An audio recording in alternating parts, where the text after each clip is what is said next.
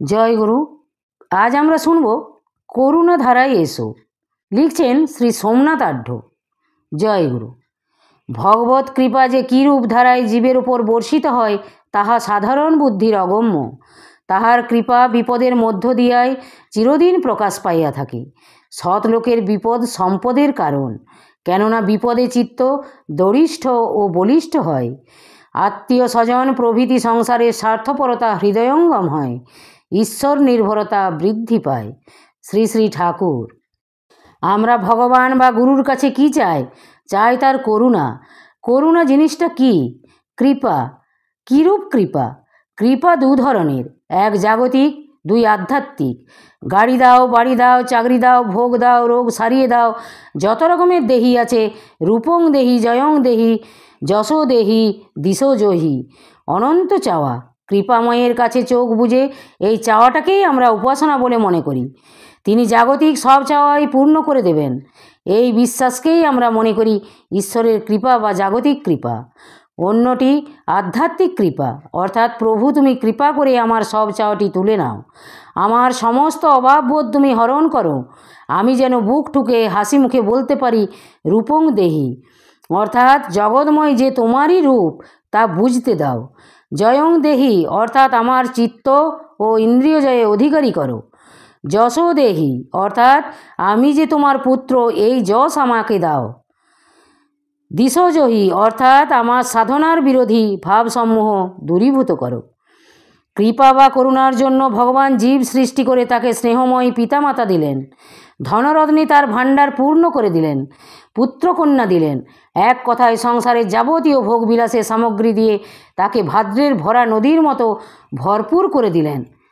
উদ্দেশ্য, জীব বিশ্বের যাবতীয় ভোগ ঐশ্বর্যের ভিতর ঈশ্বরের অপার করুণা বা মহিমা প্রত্যক্ষ করবে। পিতামাতার পবিত্র স্নেহের পরাকাষ্ঠা দেখে তার প্রতি আকৃষ্ট হবে। পুত্রকন্যার হাসি তারই প্রেমোজ্জ্বল করুণাচ্ছটা দেখে অনন্ত প্রেমে গলে যাবে। কিন্তু ভ্রমান্ধ জীব ভগবানের এই কৃপা উপলব্ধি করতে পারে না, তাই স্রষ্টাকে বিস্মৃত হয়ে সৃষ্টিতে মজে যায়। পিতামাতার স্নেহ, ধনরত্নের মোহ, পুত্রকন্যার মায়ায় আত্মবিস্মৃত হয়ে একবারও মনে করে না কার অপার করুণায় সে আজ এই সমস্ত পর্যাপ্ত ধনের অধিকারী।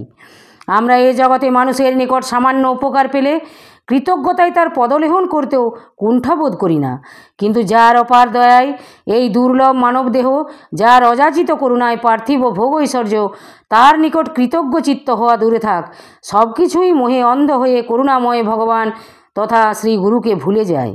কিন্তু আমরা তাকে না চাহিলেও ভগবান সর্বদাই আমাদের মঙ্গলের জন্য দিবানিশি ব্যাকুল। পাপী তাপী মানুষকে হৃদয়ে জড়িয়ে ধরার জন্য তিনি যে সর্বদাই আকুল প্রাণে আহ্বান করছেন, কারণ তিনি যে আমাদের বড় অন্তরঙ্গ, তার মতো আপনজন তো আমাদের কেহ নাই। চির অপরাধী পাতকীর বোঝা হাসি মুখে তুমি বয়েছ, নিজ হাতে গড়া বিপদের মাঝে বুকে করে নিয়ে রয়েছ।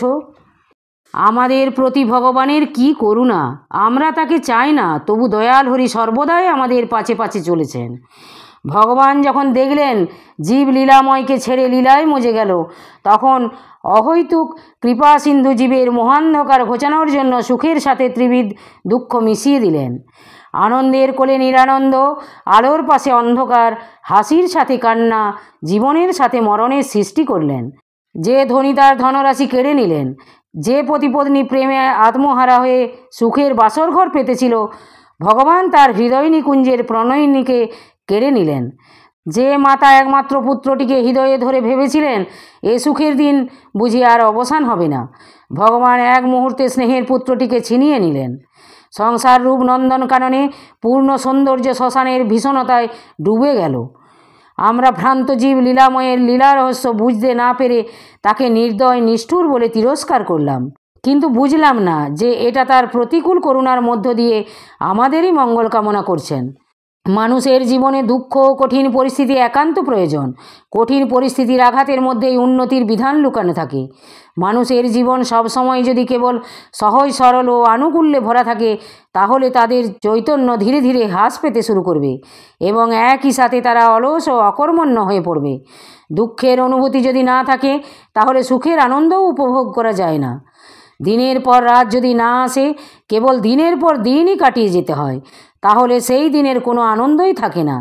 খাবারে যদি টক, নোনতা, ঝাল ইত্যাদি স্বাদ না থাকে, সব কিছুতেই শুধু মিষ্টি আর মিষ্টি ভরে দেওয়া হয়, দিনের পর দিন একই জিনিস খেতে দিলে সেই মিষ্টি স্বাদ একদিন বিরক্তির কারণ হতে বাধ্য। সুখ ও আনন্দের স্বাদ তখনই পাওয়া সম্ভব যখন দুঃখের চিন্তাও তার সাথে থাকবে। আমরা দুঃখকে মন্দ ভেবে এড়িয়ে যেতে চাই, কিন্তু সেই দুঃখই হলো আমাদের বাস্তবিক উন্নতির কেন্দ্রবিন্দু। এই সংসারে যত মহাপুরুষ এসেছেন, তাদের কষ্ট সহিষ্ণুতাই তাদের মহানুভবতা, যশ ও প্রতিষ্ঠার প্রধান কারণ ছিল। কিন্তু তাদের বিশেষত্ব হলো কোনো প্রকার দুঃখ ও কষ্টে তারা আমাদের মতো অধীর হয়ে পড়েন না, বরং তাদের প্রারব্ধ কর্মের ভোগ মনে করে প্রসন্ন চিত্রে সহ্য করে গেছেন। পাণ্ডবরা দুঃখে কাতর হয়ে যদি কৌরবদের দাসত্ব স্বীকার করতেন, রাজা হরিশ্চন্দ্র রাজ্য লাভের জন্য যদি নিজের প্রতিজ্ঞা ভঙ্গ করতেন, শ্রীরামচন্দ্র বনের ভয়ঙ্কর জীবনের আশঙ্কায় ভীত হয়ে যদি অযোধ্যাপুরীতে থাকতেন, রাজা শিবি যদি তার শরীরের অঙ্গ কাটার ভয়ে কাতর হয়ে বাজের হাতে পায়রাকে সঁপে দিতেন, যদি নলিনীকান্ত নিগমানন্দ না হতেন, তাহলে আজ তাদের কেউ কি জানতো? একমাত্র কষ্ট সহিষ্ণুতা আর অসীম ধৈর্যের জন্যই তাদের নাম মানুষের মনের মণিকোঠায় আজও উজ্জ্বল হয়ে আছে এবং থাকবে। প্রতিটি মানুষের জীবনে কঠিন পরিস্থিতি অনিবার্যভাবে আসে। প্রারব্ধ কর্মফলের বোঝা হালকা করতেই শুধু নয়, বরং মানুষের মনোভূমি এবং অন্তরাত্মাকে সুদৃঢ়, তীক্ষ্ণ, পবিত্র, উন্নতিশীল, অভিজ্ঞ এবং বিকশিত করে তোলার জন্য কষ্ট ও সংকটের বিশেষ প্রয়োজন রয়েছে। ভগবান যেমনভাবে মানুষকে কৃপাবশত বিভিন্ন উপহার দিয়ে থাকেন, একই সাথে দুঃখ এবং সংকটেরও আয়োজন করে থাকেন, যাতে মানুষের অজ্ঞানতা, অহংকার, আলস্য, অপবিত্রতা এবং বিভিন্ন প্রকারের নিকৃষ্টতার অন্ধকার দূর হয়ে যায়। পৌরুষ যাচাই করার জন্য বিপদ এক ঐশ্বরিক নিয়মে আমাদের জীবনে এসে থাকে, যাকে স্বীকার করলে আমরা ঈশ্বরের প্রিয় পাত্র হয়ে উঠতে পারি। কুস্তির আখড়ায় ওস্তাদ পালোয়ান নবাগত কুস্তিগিরদের আছাড়ের পর আছাড় মেরে কুস্তি লড়তে শেখায়। নবাগত কুস্তিগিররা বারবার আছাড় খাওয়ার পরেও ধৈর্যহারা হয় না, বরং নিজেদের ভুল বুঝতে পেরে পুনরায় ওস্তাদের সাথে লড়াই করে চলে এবং তারা এভাবেই ধীরে ধীরে শক্তপোক্ত পালোয়ান হয়ে ওঠে। ঈশ্বর তথা শ্রীগুরু ঠিক একই ধরনের ওস্তাদ, যিনি সংকট ও বিপর্যয়ের আঘাতের পর আঘাত এনে আমাদের যাবতীয় অপূর্ণতাকে দূর করে পূর্ণতা অবধি পৌঁছে দেবার মতো মহান কৃপা করে থাকেন। সন্তানের প্রতি মায়ের মনে অপার স্নেহ মমতা থাকে। মা তার সন্তানকে সুখী রাখার জন্য সাধ্যানুযায়ী কোনো ত্রুটি না রাখলেও মায়ের কিছু কাজ সন্তানের চোখে অনেক সময় অপ্রিয় মনে হয়। সন্তান কোনো সুস্বাদু আহার বেশি মাত্রায় খেতে চাইলে মা বারণ করেন। মা তার সন্তানের আহারের মাত্রা জানেন। যদি সে কোনো কিছু বেশি খেয়ে নেয়, তাহলে অসুস্থ হয়ে পড়বে। এজন্য সন্তানের হাজার বায়নার তোয়াক্কা না করে যতটা দরকার ঠিক ততটাই খেতে দেন। ছোট ছেলেকে যেমন ভালো খাবার, খেলনা, সুন্দর জামা কাপড় ইত্যাদি দিয়ে আবার কখনো কখনো বেড়াতে নিয়ে গেলে তারা খুশি হয়, ভাবে তার মা কত ভালো। কিন্তু তার মা যখন তাকে কাজল পরানোর জন্য জোর করে হাত দুটো ধরে রাখেন, যখন চেপে ধরে স্নান করিয়ে দেন, তখনই বাচ্চা চিৎকার চেঁচামেচি শুরু করে দেয়। তার শিশুমতি বুঝতে পারে না তার সাথে কখনো মধুর আবার কখনো কঠোর ব্যবহার কেন করা হয়। সে মায়ের বাৎসল্যের প্রতি সন্দেহগ্রস্ত হয়ে পড়ে। অসুখে পড়লে মা তাকে জোর করে তেতো ওষুধ খাইয়ে দেন। প্রয়োজন হলে তার কষ্টের পরোয়া না করে ইঞ্জেকশন দেবার বা অপারেশন করানোর জন্য তৈরি হয়ে যান। সন্তান ভাবে তার মা ভীষণ নিষ্ঠুর। মায়ের প্রতি নিষ্ঠুরতার দোষারোপ করলেও তার এই ধরনের ভাবনা নিঃসন্দেহে মস্ত বড় ভুল। যদি সে তার মায়ের হৃদয়টা দেখতে পেত, তাহলে বুঝতে পারত সেখানে কতটা অপার করুণা, কতটা উঁচু বাৎসল্যের ছড়াছড়ি। এতটা বাৎসল্য যদি না থাকতো, তাহলে সন্তানের কল্যাণের জন্য যে কোনো দুঃখ কষ্টকে সে বুক পেতে কেমন করে সহ্য করত। তাই যারা বাস্তবিক পরিস্থিতি বুঝতে পারে, যারা জানে মা সব সময় তার সন্তানের মঙ্গল কামনাই করে থাকে, তার মধুর ও কঠোর ব্যবহার দুটি বাৎসল্যে ভরা। ঠিক তেমনি ভগবানের কৃপাও দু ধরনের হয়, এক সুখ, অপরটি দুঃখ। এই দুটিতেই তার করুণা আমাদের কল্যাণ সন্নিহিত থাকে। আমাদের স্বল্প জ্ঞান, তাই দুই পরিস্থিতি যে আমাদের পক্ষে সুখকর সেটা বুঝতে পারি না। আমাদের উপর যখন ঈশ্বরের কৃপা হয়, যখন হৃদয়ে সদ্বুদ্ধির উদয় হয়, তখন দুঃখদায়ক কোনো কিছুই উপলব্ধি করতে পারি না।